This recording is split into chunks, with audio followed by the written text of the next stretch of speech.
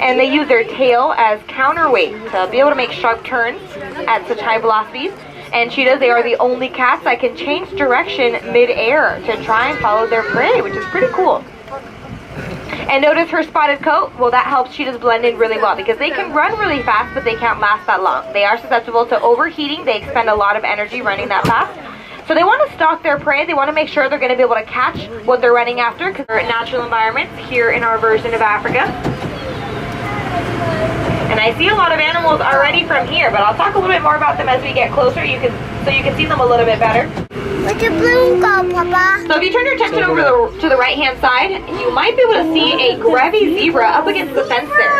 Might be a little bit hard to see, but there's a couple more up ahead. So just keep looking out over on the right.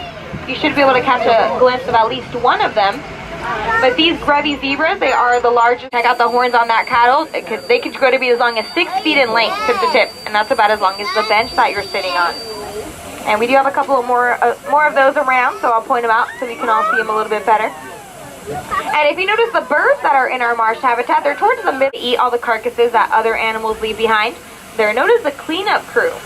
But sometimes these carcasses, they have bacteria or pathogens from being out in the sun. So vultures, they have really good immune systems.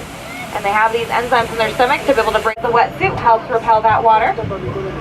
And the antelope you see at the feeding trough, those are a sable antelope. But the rest of the herd is coming up ahead. So there's one walking, the rest are going to be sitting on a patch of grass. And the males and females, they do look different from one another in this species. And that's called sexual dimorphism. So not super distinctive, but the male...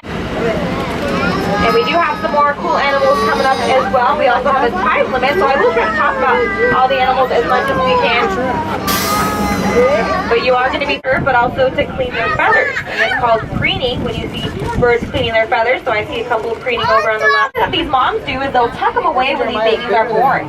So they'll have no scent for up to a week, so lying there motionless, they're not going to be able to attract predators. And then once the babies are able to keep up with the herd, like that little one is doing, they'll emerge from their hiding place. And a lot of gazelles, you might notice they do have some black side stripes. Well, that helps to emphasize their bulk because cheetahs, they typically go after prey. Had a couple of females around, and by the end of that year, all of our females were pregnant. So that's when we learned that the females, they want other females to be around to help protect their babies, and they won't even go into estrus if there's no other females around. So we did pass on the knowledge to other zoos. They've had great success breeding them as well, and that's why they're doing well out in the wild. And they're actually the only rhino species not on the endangered species list.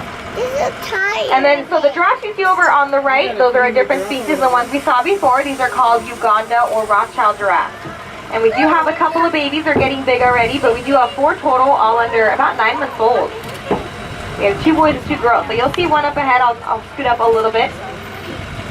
And notice the palm trees, they have those steel rings around them. Well, we do have to protect the palm trees because the giraffes, they would chew up the bark otherwise.